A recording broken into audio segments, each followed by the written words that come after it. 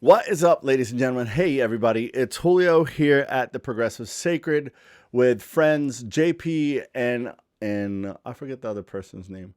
Probably not important. But right now, I just want to say welcome, everybody, to our time together. Want to talk church talk. This is a continual conversation from last week, but shifting it. Let's go out to Boston with friends JP and... Oh, that's it. Abby. Hey, Abby, what's going on? How are you? How could you forget me? That is a nice look right there. Thank you, friends. I'm going for the poet today. Let's see. I'm jiving. I'm grooving. No, I actually did a read aloud for students in first, second grade or so. Oh, fun. Did you read Right. them a Spanish book or did you read them an English book? Or I both? didn't. I read them an English book, one in which you might know, maybe not, Pete the Cat. So he's a popular character, and Pete the Cat gets into his mischievous adventures, right, with his friends and teaches valuable lessons. So today was Pete the Cat and super cool glasses or something like that. And so we talked about, people are going through hard times, and all of a sudden Pete the Cat would give them these cool glasses, and they would be like, oh my gosh, the world's so much brighter. But then the glasses broke. And they realized that they were cool without the glasses. They didn't need to be transformed by these glasses. And That's so good. I did that. I That's got all the kids sunglasses, and then I told them that they didn't need it because they're special just as they are. Oh, can I retire and just go read books to children? It's That would be like amazing. my It is ultimate amazing. job. But it's Oh, basically I what you do on loved a it. Sunday, right? You read the book to a bunch of children. No, I usually don't read Fudge it because it children. doesn't read very well. Big children. I tell it often. I tell Go the tell it scripture. on the mountain. Hey, friends, what's going on? How's your side of the world? And let's dive on in this topic. So how are things, friends? Things are good, They're Julio. Okay, that's a good answer. But while we have her thinking, I just want to say, hey, I want to welcome everybody, remind you all that this time is the time that we get to have a conversation with you. Welcome. Give us shout outs. Hit us up on the chat. I want to be able to give you a live shout out and also welcome you and hear your thoughts, questions, comments, concerns, complaints, lamentations, whatever it may be. And let's wrestle with the hard topics. JP, Abby, last week we were chatting with, Mm. we took one of our listeners' question, Nicole and Lawless, she's a that's pretty right. smart one. And in that, she talked about like why church, why the church of attendance. Is it actually important? Hmm. In which we kind of like, there's this, mm, it's gray area. Let's just call it a gray, not gray, Hmm. but in which we would agree that church is we would check yes, Which right? is really interesting, right? Because we are so progressive in our viewpoints and we challenge so many church rules. But the three of us all really saw eye to eye on the regularity of church being really important. I Now, think, no three of us, I would say, are going to, say to somebody, are you a real Christian? Well, do you go to church every Sunday? We're not right. doing that. Like But the if invitation asked, to communion that we got at a oh, funeral yeah. recently. Okay, let's not go there. But it is true that all three of us think that regular church attendance has been really significant for us. One, I think that there's positive in rhythms of life, right? Like so a Hmm. constant rhythm, and Hmm. even those Sundays or whatever day it is that one may worship, we then take that and say, all right, this is not a day that I feel like it, but often Hmm. that rhythm just going even Hmm. against your desire. It's like, all right, Hmm. something good came out of that, and I'm glad I did. Kind of like working Hmm. out or eating regularly at a regular time. I don't know. So rhythms are good. I believe that community's good, right? Community's definitely good. The gathering of people. But I'm gonna throw in there, like, I mean, we're all. I can say we're all messed up people, right? Is No, that I'm okay to say? perfect, Julio. We understand that Abby's perfect, but most of us are Yes, just messed up people. So I can't. I Everybody else would is messed broken, up. love broken. broken. I would love I to love that say the word, community broken. of people, the gathering is healthy for, but then there Hmm. are also limitations, right? And that's a bit of what we were worried about and what we even would warn people about, right? That some places, and so like there's toxic jargon in which would say like, oh, you have to be at a church, you have to attend on a Sunday, because if not, then you're not a true worshiper, a real believer, or things like that. And that's when I'm like, whoa, whoa, whoa, red flag on the play. And Hmm. we've hinted on and touched a little bit on things such as ecclesial abuse or things of that topic, right? And that we're like, all right, red flag on the play, right? So yes, we think it's a good thing. We don't think it's a mandatory must-have thing. We're saying it is a good positive thing. But then out of that spun out the whole, hey, there is a lot of toxic practices out there, right? Spiritual And abuse. spiritual abuse. And though my heart does not desire to break down churches or gatherings or whatever, or Hmm. even just gossip and bash, I think it is important to talk about it and say, hey, there are better practices. There are better. Yeah. Is it okay? But Julio, is it gossip when we're doing it publicly for everyone to hear? Just saying. And I think it's really, I Maybe what think I it meant can was be a bash session, yeah, but yeah, go ahead. I think it can be dangerous to spend your life in a progressive Christian stance in which you are attacking churches or faith traditions that are not fully inclusive, right? If you're never doing creative work, all you're doing is deconstruction work. But I would also say it is essential that we help people recognize red flags in churches. And it's getting harder to recognize those red flags for a number of reasons. The first is that we no longer live in this traditional kind of denominationally guided Protestant world. It used to be you'd go to the Catholic Church and you'd know what to expect, right? You would go to the Presbyterian Church and you'd know what to expect. And the Methodists or the Baptists. Now we have a whole bunch of churches that are merging, which can be really exciting because they're breaking the traditional forms. But on the other side, you don't know what to expect. And when you go to their websites to kind of get a sense of like, okay, what's this community like? Mm-hmm.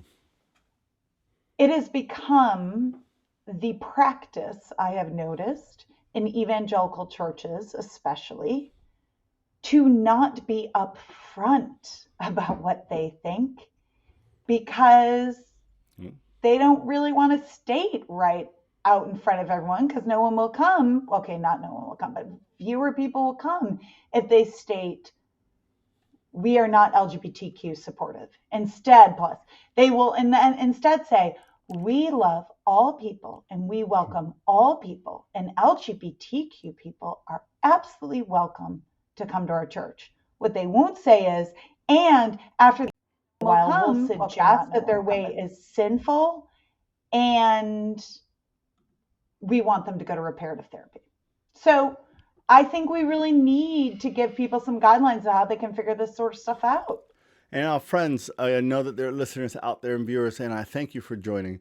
We want to welcome you and hear what you'd have to say. We want to hear what you would share in this discussion.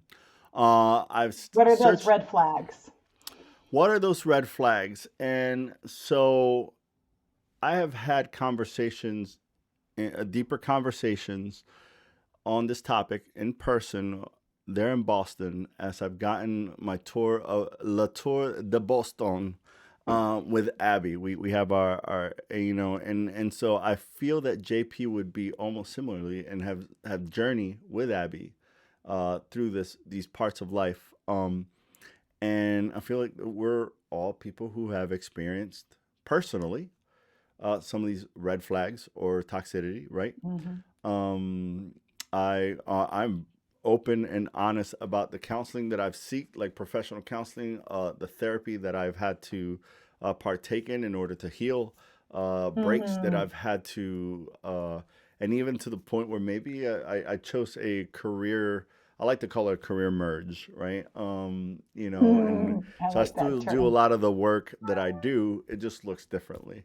And now, well, what are some of those things that then have popped up? I'm gonna if you have a comment, a question, one of these flags that you would call it, please post it. Or in JP and Abby, I did look at some websites and some things that I'm like, you know what, this spoke to me, right? And one is one that came up high was the criticism for asking questions. Places in which you cannot ask questions or push back, or there is a sense of one person like the authoritative figure. I'd say like there are things that we need to I can't help laugh. push back. Go ahead. Well, I was thinking about somebody that I saw recently on TV who said, and as the high prophet of this church, I can tell you that you may not eat bananas anymore. I mean, okay, he wasn't talking about bananas, but like, who listens to one single person for the answer to life? Lots of people. And Lots of people. Lots of people. that should make us alarmed. If there is one person, let's say, that we look to for guidance and they speak like this, let's talk about bananas. Well, so I've been wondering if we should eat bananas. Here's why I've been wondering if we should eat bananas. I just read this really interesting book about the banana trade and why the Banana Republic started. It was actually another facet of colonization, and we do not pay the pickers enough. I don't know, should we eat bananas? That's very different than telling everybody they can't eat bananas. Seriously, though, that's what it felt like. I'm wondering, A lot of JP. people find it very comforting to have somebody make decisions for them, and that frees them from responsibility for making their decisions. Some people find life very scary and intimidating, and having an authority figure that decides for them and puts them in a community that protects them, given their submission to the community, people find that reassuring and comforting, and they like it. A lot of people do. Red flag number one: if they don't want you asking questions, run away. Red flag number 2, if So there wait, is an let authority, if me there's an before we authority, you can't ask questions, right? Those right, are very connected. and that's like A B, right? Like I mean one Yes.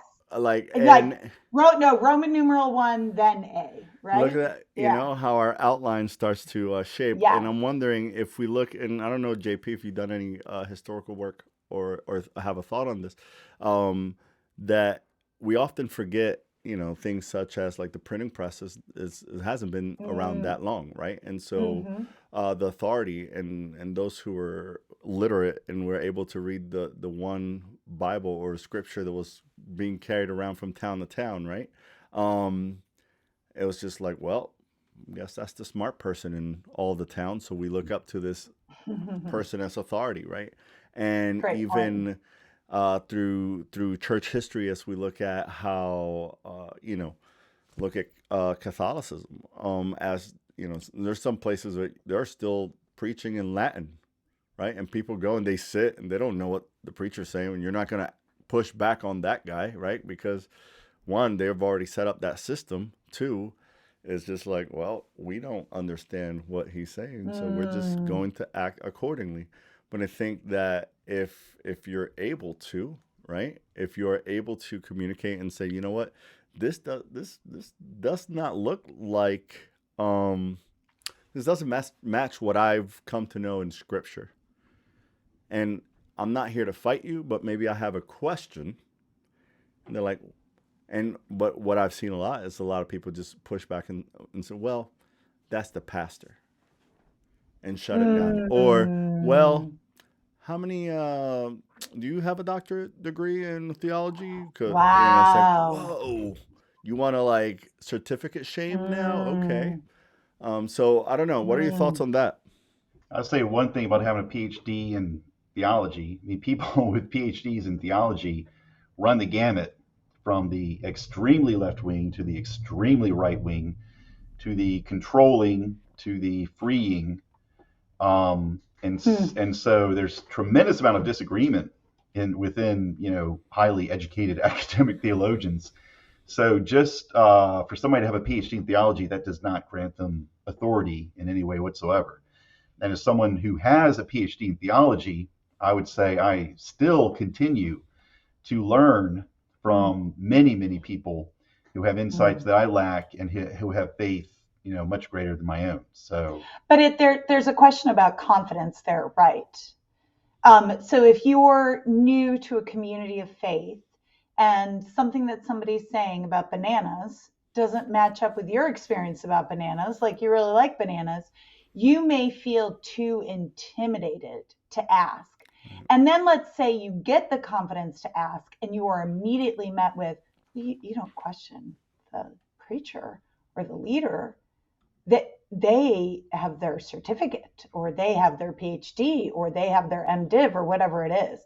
And I think we just mapped out another red flag, right? If people come back with reasons about why you shouldn't ask questions, that's a red flag. how do you how We do should you welcome questions. how do you grow if you can't ask questions? I mean, And do you really have all the answers, and all the answers that you have don't produce any new questions, or the way you're living your life if doesn't present a question to you about the answers that you Yeah. currently have? And if I help me out if I'm wrong, I love the Hebrew practice and the rabbinical, like it's a question, the question, and we're like sharpening each other, right? Not like Yeah. question and say, Yes. "Whoa, nah, I'm right, you're wrong." Um, hey, But that word you just used, sharpen each other, right? Like that's a right, really great illustration. It's wonderful. and well, let's go to a couple people who are writing. The beautiful and smart Jennifer Nieves, who says, red flags, guilt and shame culture, Oh. trying to get people to change lifestyle based on shame for what they have done and guilt for not doing what they should. Ooh. Let me, yes, we're going to come back to that. I'm going to put a star. And let me see, Nicole, nice to You see put you a again, comment, friend. please. Nicole, who writes, as for a spiritual leader, I do want someone firm in their faith, but flexible in frame. I love Mm, alliteration, What can I say? Like dogs, a parishioner can smell fear in a church. A confident but also Mm, approachable leader will create an anchor for the church. With a strong anchor, a congregation can challenge, question, express doubt, etc. If people don't trust the leader's strength of conviction, they may not feel free to mm. safe to explore Oh, and that's grow. interesting. Leaders need to be well educated and knowledgeable in theology, but like JP open and continuing to learn. JP, you got a little shout out there. Like JP, I just open learned and from continue to Nicole, learn. so that's fabulous. That's really good. I love how It's you said deep. that. Yeah, there is something to the knowledge or the position that one takes, but we can't be flexible, right? I love how you said firm and like yet flexible in your frame, being able to continue Mm, to. It's I'm gonna use some of my art terms. You know, when the clay's still wet and could hmm be shaped, and so that's good. So the Thank goal is you. to keep the clay wet, right? Yeah, So it can continue correct. to be shaped. Once and I think that in all professions, let's just throw that. hmm And I think we Oh, would someone absolutely. who works at a university, JP, you would probably agree that many people in any profession, and once we say, well, we got our paper, I'm good. We don't need any further professional development. We don't need any further right education on top because I am now a bachelor in or a master's in, Think and about then it you're in like, scientific terms. Oh, we created a COVID vaccine. We're done. yeah. No, it's Keep on continually going. learning, right? Well, using I'll say that. something. I'll say something for Thomas Jefferson. The man had his flaws, and he also had his strengths. And one of his Mhm. strengths is that, and this continues to this day, at the University of Virginia, you never say freshman, sophomore, junior, senior. You say first year, second year, third year, fourth year. Mm. And the reason why you do that Hmm. is because Jefferson thought that freshman, sophomore, junior, senior implied there's kind of a course to learning and you would be Hmm. done after your senior year. And so you were just first, second, third, and fourth year, implying that after you graduated, you'd be going on to fifth year, sixth year, seventh year, eighth year for the Hmm. rest of your life until you're Hmm. dead. And I think that's a very important insight of Thomas Jefferson. Mhm. I still Uh, want to name our red flags. We've and got real no quick, because questioning. the Oh, the there's another one. the Thinking the pastor's Jennifer, infallible. and this would, I think she's talking between the first one we just mentioned and also that red flag that she mentioned. Once we start thinking that pastors are infallible, hmm and I but also want to name something that Nicole said that I think is another red flag is your gut. And what I mean by that having a is she gut, said, like if you have a gut and you're uncomfortable, red flag. yeah, Really, like that gut feeling, trust your instinct. When she said, parishioners can be like dogs. I think that's what she said, right? yeah. Smell fear. So let's check this. If we're talking about guilt and shame culture, right? Mm, Guilt and shame come trying to get people to change lifestyle based on shame mm, for what they have done and guilt for not doing mm, what they should. Thoughts? Which is using shame and guilt mm. as control Control mechanisms mechanism. Yeah. is very, very common. And you could actually kind of argue that the traditional Christian theological Mm, system is based on guilt. I mean, it's juridical. It's based on judgment, right? And you are guilty by nature due to original sin. And but if you join our church and if you participate in our church, and then the death of Jesus Christ on the cross as a sacrificial atonement for your sin will free you from your guilt, and then you can go to heaven when you die. And to me, that sounds suspiciously like a control mechanism.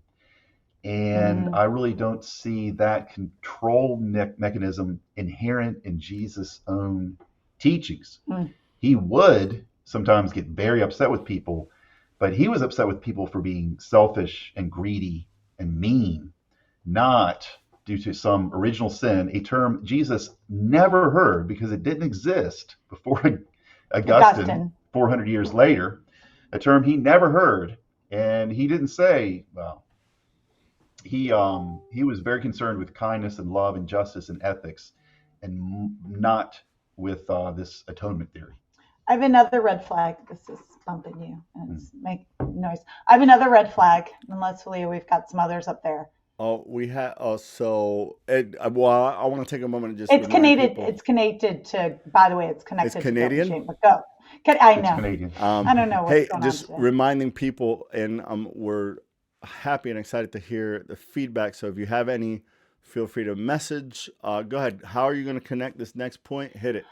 Um, I think if a church is overly obsessed with sex in Mm. all forms, and why I connect that with guilt and shame is it's a mechanism to guilt and shame people, be it no sex before marriage or an obsession with women dressing modestly, girls, another control, guilt, shame, sex. I think that this overemphasis on So, sex. so you're Which might even talking. be a taboo about sex. Yeah. You're talking a handful of things. Are we talking just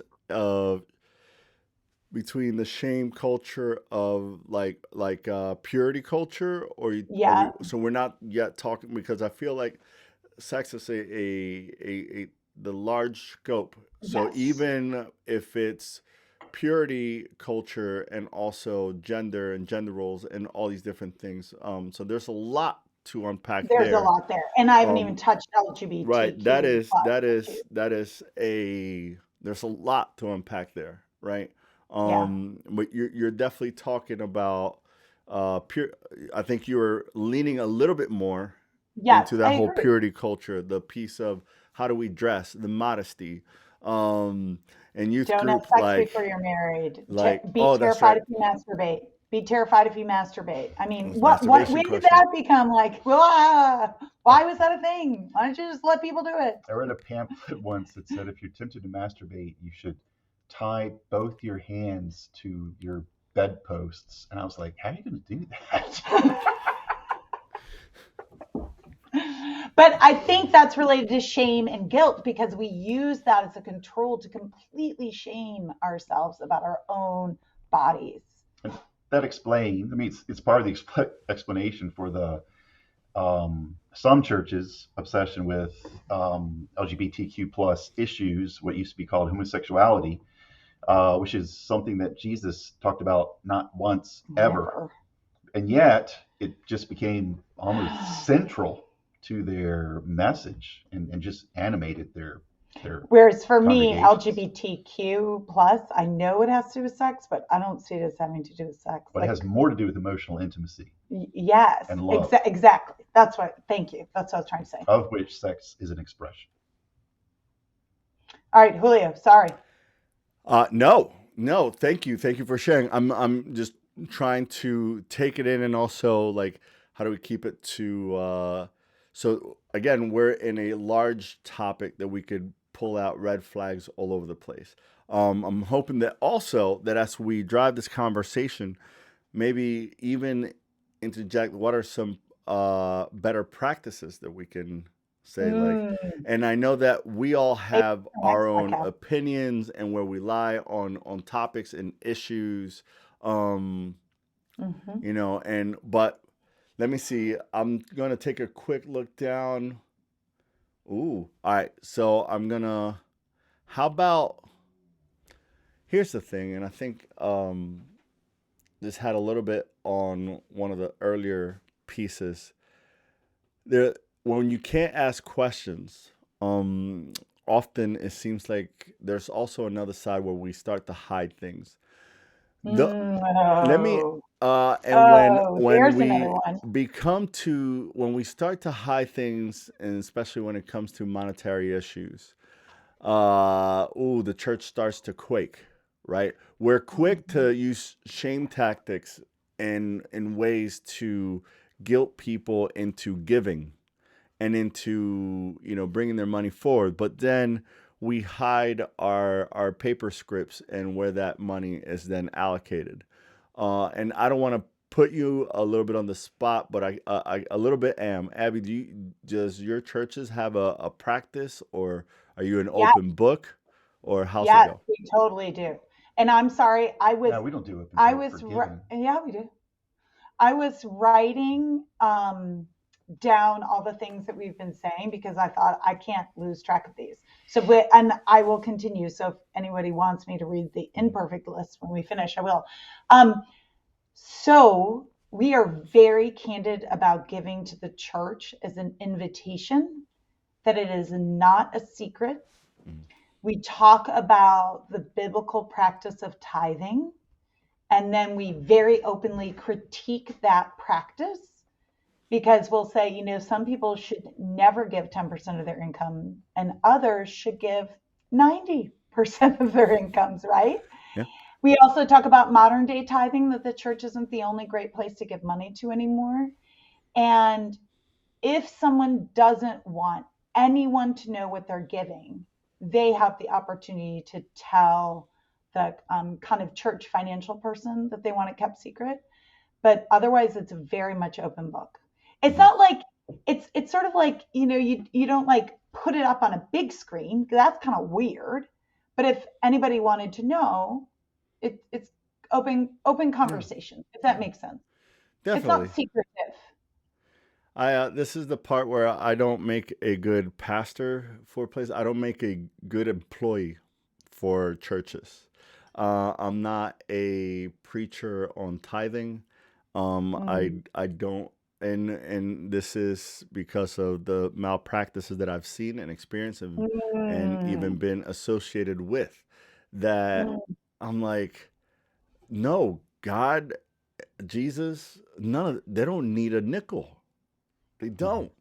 If there's something that, if you love and enjoy the ministry that's taking place here and you want to help support that for it to go forward, then give. And some people can give a 90%. Some people can, but when we're using the shame to lead the action, I have such huge problems, right? When we say, well, if that Jesus nah, That's really interesting. I've never ever heard anybody saying Jesus or God needs our money ever. no, I've that always it heard doesn't it need a framed. That's so interesting. I've always heard it framed in, we need this money for the church. Here's this budget, kind of imperfect, but let's do a big understanding, like percentage wise. This goes to the pastor's salary. This is for the building upkeep. Right. This is for children's ministry. Oh, by the way, we need a new roof. But never, Jesus needs a new roof. I've Televangelists heard do it all people the say, time. oh yeah, I've heard I mean, people. Oh my gosh, never. I want to hit. televangelists can brag about how many jets they own and then raise money for their ministries. I mean, it's Oh my. unbelievable. Oh my. Yeah. This is so maybe that, Julio, maybe this is kind of exciting for me to hear, because I feel so comfortable talking about money in churches. And maybe I feel so comfortable about it because it's so healthy. It's not that I don't feel comfortable or uncomfortable, right? And the thing is, I love the practice at my church. I've never the church that I attend, that I'm kind of a member of, I've never heard them preach once on tithing, and they don't do all right, now it's the time where we pass it around. Those who are members know what takes place, and if they're members and they're signed up to give, it's usually an automatic thing, but I've never heard it mentioned, and not once in a church meeting, which anyone who is there on that Sunday, whether this is your first time attending, you can attend. Here's the whole list, and here's our mission statement. It's a 3-parter. A third of our money goes there, a third and a third, right? And they can tell you everything budgeted beautifully, and I've never seen them be on the red. Never seen them on the red. And so I've seen people who religiously give their 10% and like to the penny, right? Almost like when you're calculating the tip, right? Like that's it. And I've seen people with those black and white images of the Great Depression, those hands that have worked and labored hard and have 79 cents in mixed match change and put that in the offering, and I'm like, bless that heart, like bless that. I felt like that had way more than the $1,000 check. Oh, it does. Jesus and I'm thought like, it had way more. It's the widow's mite. Yeah, story of the widow's mite. I wanted to get to Nicole, who writes us a question, and so Nicole wrote us a couple things.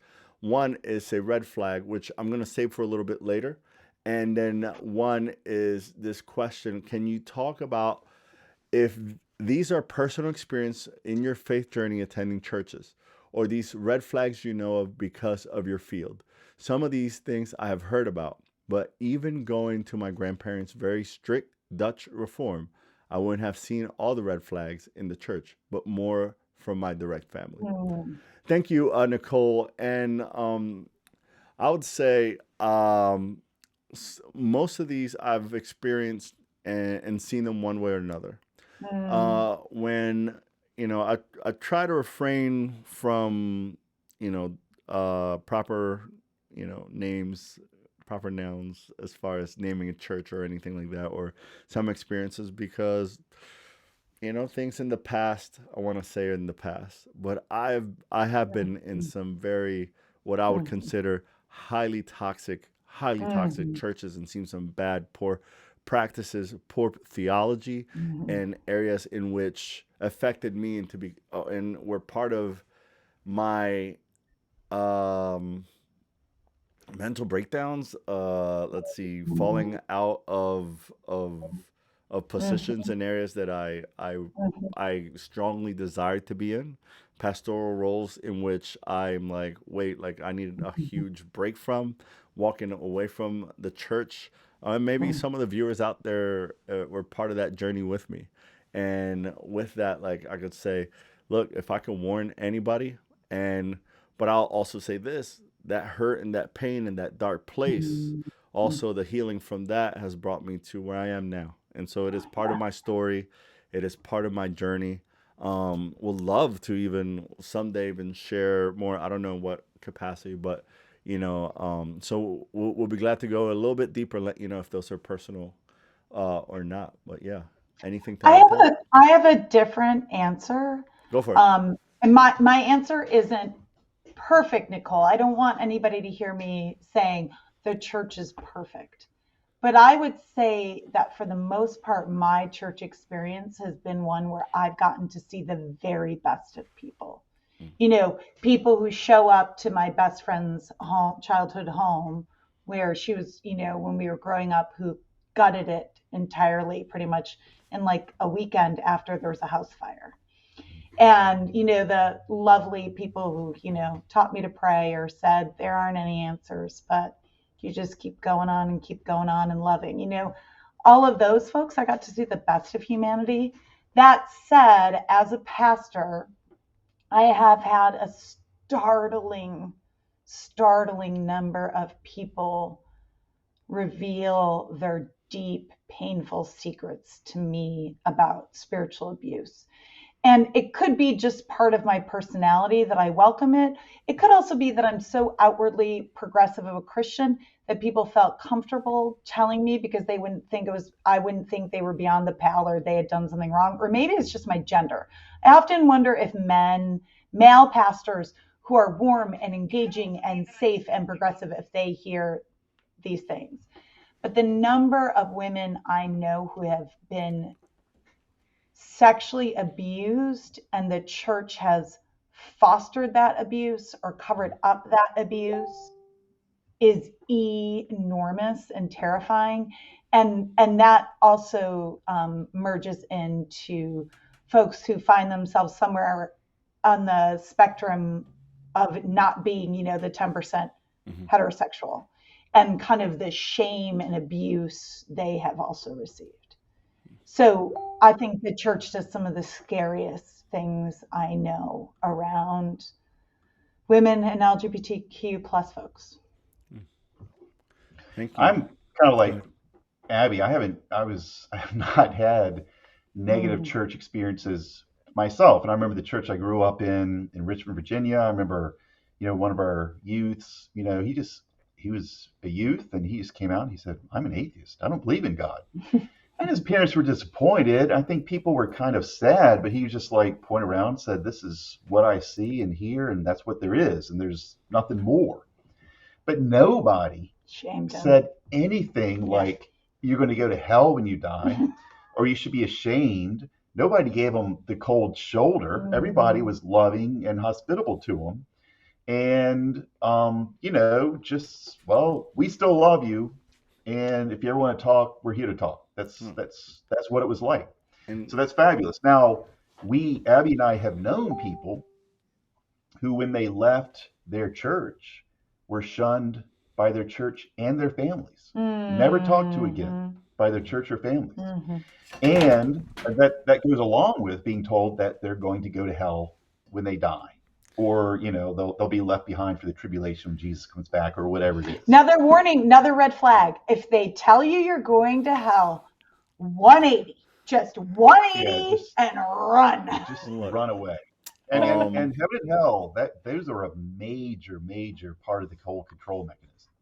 I mean, I would say a church that talks a lot about going to heaven or going to hell is I wouldn't tell anybody to go to a church like that, because I think it's there's more desire there for control than for love. Mhm. if we are driven to our decisions due to the fear Mm. of the outcome, or if is that, if I'm gonna say I love Jesus because I fear the alternative, like the going to, I don't know. I think that's, I want to love him due to the person that he is, the great acts, the love, and the freeing work that I know to have been part of.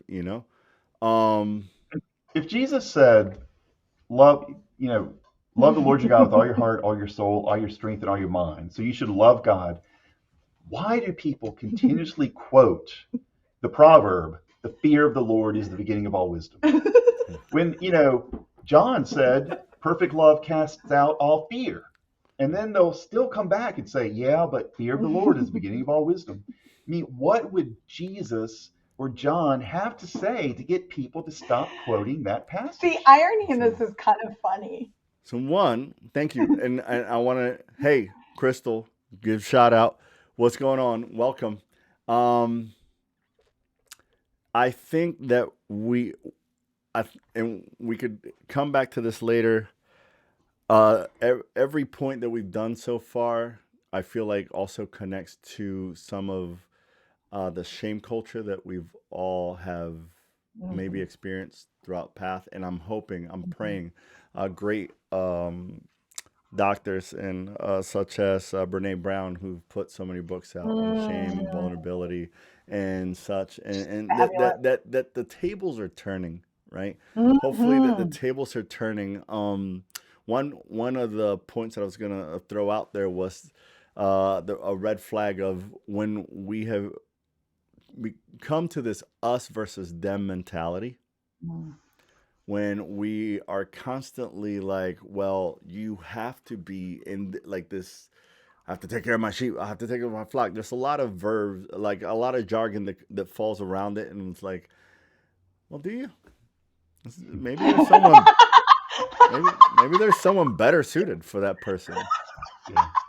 right? Like, Yeah. yeah. If I had a church and it was neighbors with great with Abby's church, and I had a Mhm. woman who came to me and broken and wanted to, and I'm like, no, no, I'm the one to help you. You gotta be here. And I'm like, guess what? I know somebody who's probably better fit than this. But there's the us versus them Mm. mentality, whether it's Yeah. inside or outside Christianity. But there's also an us versus them within denominations. There's also an Mhm. us versus them within like our church building. And that is good ground for narcissism to start uprooting. What do you think? Oh, I agree Oh, completely. And I yeah. think that what I said earlier about this whole focus on heaven and hell, that's an expression, an intensified expression of the us and them mentality. Because basically, what you're saying is God loves us, and when we die, we're going to heaven, and God hates them, and when they die, they're going to hell. So, which is not what Jesus taught. Jesus taught to love your neighbor, and your neighbor is everybody. And then when they questioned that, he said, "Okay, look, love your enemies." I mean, he just put it all the way out there. And still, we're going to insist that some people, people that we may not like very much personally, are going to go to hell when they die, so we won't have to deal with them when we're in our own afterlife. I have a Yeah. deep thought. Hey, JP, what your Presbyterian people say about like, well, didn't you have the chosen few or There's a gamut in the Presbyterian Church, I know, and I know. Okay, wait. I have a deep thought. It just All right. occurred to me. If you go into the DSM, is it 5 5 now. now? Yeah, the newest version is 5. So, Diagnostic and Statistical Manual that mental health providers use. If you went into the DSM 5 and you looked up personality disorders such as narcissism, Mm-hmm. borderline personality, and you did not apply those to individuals, but you thought about those characteristics applying to the church as a whole. Like there may be a narcissistic pastor, right? But if you could think, like, I think this is really worth exploring, and I'd be curious to do this. If you thought about those descriptions and you applied it to the church culture, would those be our red flags right there? Absolutely. Paranoia. That would be a red flag for a church I to be think this is paranoid. interesting. I gotta Absolutely. go call up my friend who's very well trained in the DSM-4 and be like, we gotta do this work together. Yeah. I mean, I'm sure it's probably already been done, right? Like there's systems theories and so, Yeah. but that's I think that ooh, there's when you talk about now that's the manual on mental health. yeah, When we Mm-hmm. talk about mental health, though, yeah, though I wish that everybody and anybody, to be um, part of leadership. But if you're the pastor, like I'm more of a believer of like sharing that power. The multiple pastor situation or multiple, a good balance in leadership. But whatever it is, those people, I'm a huge advocate for mental health and for therapy, counseling, whatever it may be. And again, this could be another red flag, right? The whole like when you're not willing to look mm, into your own health, when you're not willing, when yeah, you say like, "Well, I'm good," or you start speaking the language of, "We could just leave it up to hmm God," or and that's very my interesting. and I'll throw this, and I could get if y'all want to hate me for it, deal with it. I'm cool with it. I'm against Christian counseling. I'll throw that out there. Oh Now, yeah, I will say this: oh my yeah, my last counselor, who was a terrific. This is my dude was a Christian who's a right. counselor. Now that Sure. was Yes, different, that's right? different. That That's was totally different, different. and he It's not knew that Bible as counseling. a Christian, he shared things, and he was able to use scripture very few times. Like he used it, and it was like, all right, that makes sense to add it there. Mhm. And he would tell me straight up, you know why a lot of pastors don't like me? And it's like because they're hoping that I would just pray it away and we're done with it. When there's actual work to be done, and so I'm like sitting there, like, oh yeah, look whatever's going in my throughout me and in my mental state, I know I need, hey, thank goodness, And and if I'm I you're not yeah. if you're not limiting the power of some, but I'm like, no, Mhm. I need help. I need to work through things. And so yeah, the if you're a controlling pastor and somebody's under your control, you're Mhm. not going to want that person to be transformed. You're going to want them to stay Mhm. who they are. And so you're going to propose, therapies for them that will keep them under your control. you know, Jennifer, who probably wrote this a little bit ago, maybe, and we just happen to be in sync. When you believe that all you have to do to have good mental health is pray, right? Mm. Uh, I want to back up on the mental health piece because yeah, I feel like I didn't speak clearly enough, and I don't want anybody to think that when I was talking about the diagnostic and statistical manual that mental health providers use, that I was doing that in a shame way. And I was specifically talking not about schizophrenia or chronic depression, but about personality disorders because they have very clear actions connected with them. And so I just want to say that because I realized after what I said, it could sound like I was shaming people. And I didn't mean to do that. So thank you. And I don't feel like you were backing up and telling me I'd done a bad job, Julio, but I'm glad that you said what you did because seeking counseling is huge Yeah. and help. Yeah. There's nothing wrong with that. I mean, Wanna I agree with Abby's insight. I think some churches, as communities, are megalomaniacal. They think that they're on a special and unique mission from God, and they're especially loved by God, and they're loved more by God than other people because they're God's chosen few, and that's Yeah, that's a not healthy. personality disorder, the a church disorder. and while still on topic, the one practice that I put into my ministry, the ministry I was parts of, and even today, even now, when people come to me and it's funny when people are like, "Oh no, I don't need a therapist. I don't need." Oh, sure, Mm, but yet they'll use a counselor. I mean, they'll use a pastor or a pastoral in the same way that they would use mm, a professional, counselor or therapist, right? And they will talk in the same way. And to me, I'm like, well, I know my limit. I know how mm-hmm. much I'm able to take in, but also I know that if you wanted to meet regularly, I'll give you 3, 4 times, maybe. Sure, okay. We're not getting past. Well, know that I'm gonna have someone to recommend you to, and hopefully you will take those steps. Into because I am not. I can't be Mm-hmm. that's not my profession. I'm not certified. I have good practices. I've taken Yes, many counseling courses. I'm not gonna yes, fake it though because I care yes, about you enough to say there is someone better. There's someone yes, better for you, right? So yes. thank you Pastors for should do those. triage and not actual therapy. Yes, Yeah, triage and be part of a team. I'm often a part of a team, right? Somebody who's got a teamwork. therapist. Yeah.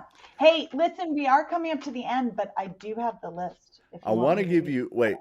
I want to toss a couple it. pieces out there that Oh, came up. mercy. Yeah. One, the Mm, lack of care and protection from volunteers. I saw this in a website, and I really liked lack of care and the protection of people, of volunteers, so that again that mm, being overused and then all of a sudden mm, being thrown into this guilt that it was because of well you're doing God's work. It's like no, mm, chances are you're just doing a lazy pastor's work. Um, and Nicole earlier had thrown this out to us, and I wanted to not skip over it. And this is a huge theological difference, and I've come to kind of respect some, but may disagree with, but the part of communion and the openness of a communion mm. table. I am a very open communion person. Like I just break bread with whoever wants to come. And but I've Mhm, also been at places that while their fences are strong and high. mhm. And again, we come to have theological differences. I may not agree, but what are your thoughts? I think it's a red flag. If a church is making really clear who's welcome or not at the communion table, and let's push it beyond the communion table, like who can read scripture, who can sing in the choir, how do they welcome a kid who doesn't sit still? How about a kid with um, special needs? How about adult with developmental disabilities? I think all of these specific welcome to the table, like, okay, do you have gluten-free bread? Seriously, do you make sure that you have grape juice for folks who are in recovery? Do you make sure that we have an adult with disabilities in our church and she yells out at the funniest times? Sometimes they're right on, and sometimes it's the most solemn moment. Do we get upset when she comes to communion and yells or doesn't want to take it at the last? I mean, like all of these things, I right? mean, a Christian church based on the teachings of Christ should be universally inclusive. Yeah, no And offenses anywhere. my dad, I mean, this is not going to communion. This My dad had this wonderful Downs child in one of his churches, and his parents had come to his church because the Downs child had been excluded from the Christmas pageant in her previous church. And her parents were devastated, and she was devastated. And so they came to my dad's church. And at my dad's church, she was included in everything. She could do whatever she wanted to do. And I'll tell you, there's another church. I love this church. Um, there's a guy in the church named Larry. And Larry was a Mm, recovering alcoholic. He'd been in combat in Vietnam. He mm, had PTSD out the yin yang. mm, He'd been on the streets drinking vodka for years. And mm. Larry could not sing. Could not He could sing. not sing. Could not And sing. that church let Larry sing solos. And Larry loved to sing. they all listened and they loved him. It was And the best. that is the Holy Spirit was there. I mean, it was there. The love of God for your neighbor was there. And that healed Larry. He Yeah. died of cirrhosis of the liver, Yeah. but when he died, he knew he was loved by Oh, God he knew he and was loved. loved by God's children in that church. Yeah. There's a place for all of us, friends. I'm glad we're able to talk red flags and warning signs. I will uphold and say I'm a believer of the church, and as all of us says, maybe is I forget now. Had this discussion. I forget which was the big C, little C. I'm just like at the end, like I want to know that as people, we come back together and say, hey, we could treat each other with love, dignity. We can welcome people. We can break bread with people. We can just love and heal and release the oppressed and all those things, and say, all right, now we are what I believe and hope to see the body of Christ to be. We are coming to an end. We did start a little late, so we did go over a little than regular. So any last thoughts and comments? I did want to go ahead and give a little bit of Nicole's last piece out. It says diversity. I'm curious about Mhm. and disappointed in all the churches I've attended.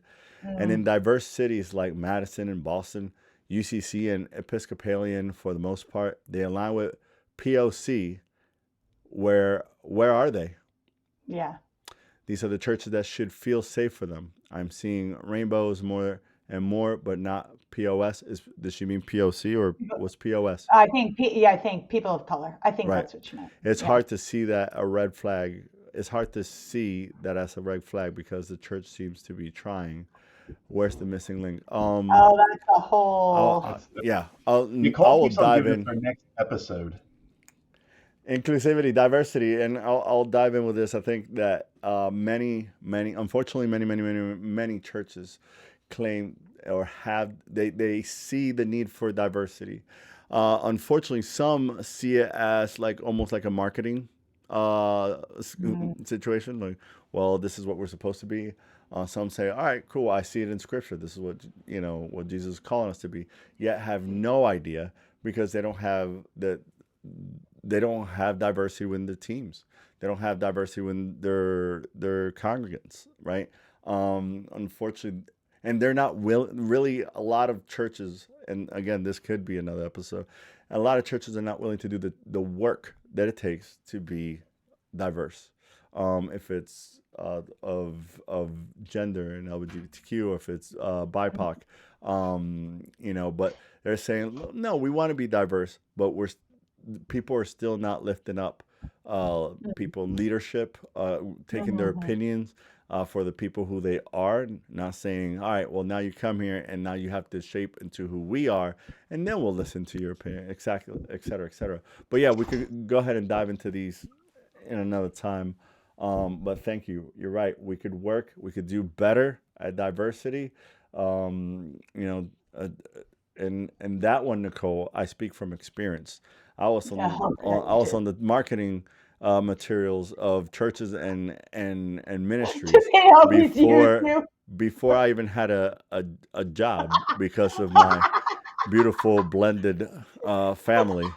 When I get to these places, they'll say a summer camp, and whenever between the counselors, we'd play this game.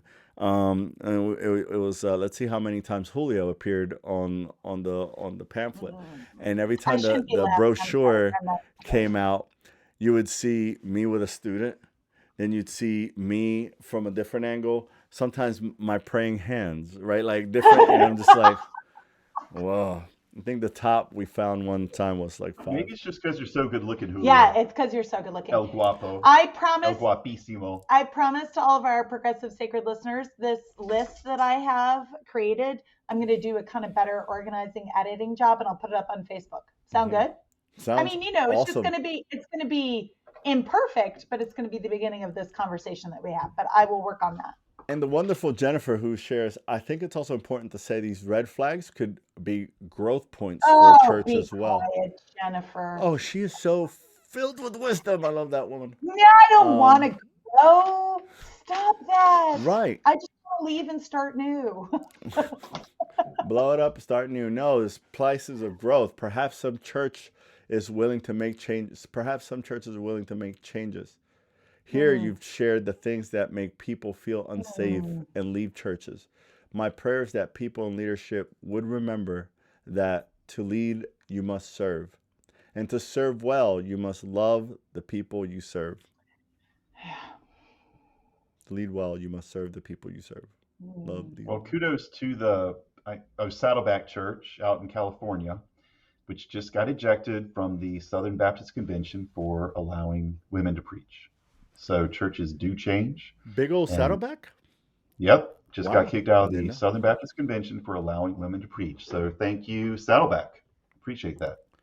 There's places for growth. And maybe as we close, I'll say, maybe that's my heart's wish, desire, my hopes for these discussions. Not that we're here whining about, maybe that we've helped somebody Speak see for something yourself. different, but that maybe we've provided places of growth for people. I don't know. Well, how would you Speak, wrap up? speak for yourself, Julio. I'm here to be pissed off that 95% of the churches in America would never let me preach in their pulpit. So I'm glad that you're growing and have a loving heart. I'm just a pissed off whiner. Abby's I deeply hope more. committed to her anger. Yeah. Okay, I'm So, trying to do better. with that, friends, we are those who are bringing you the progressive sacred. Thank you for joining us today. Thank you for joining the Thanks for the conversation. conversation. We Yeah. we love this time and we grow from it. We're thankful that we could learn from the discussion and best ways to serve you. Right, Abby? Mm-hmm. Yeah, Nick, that Jennifer Nieves, so smart, it's I'm obnoxious. gonna go check her out in a moment, and so we'll continue this Yep. conversation. But until next time, we aim to meet at the same time right now, Wednesdays at 4 o'clock. And so keep that on your schedule, but keep checking out the TPS page there on any social media. But also these they'll be there, and also on YouTube and all those great things. All right, friends, we're God out of bless here. you. Thank you, Blessings. Julio. Bye. Thanks, everybody. Ba-da-ba.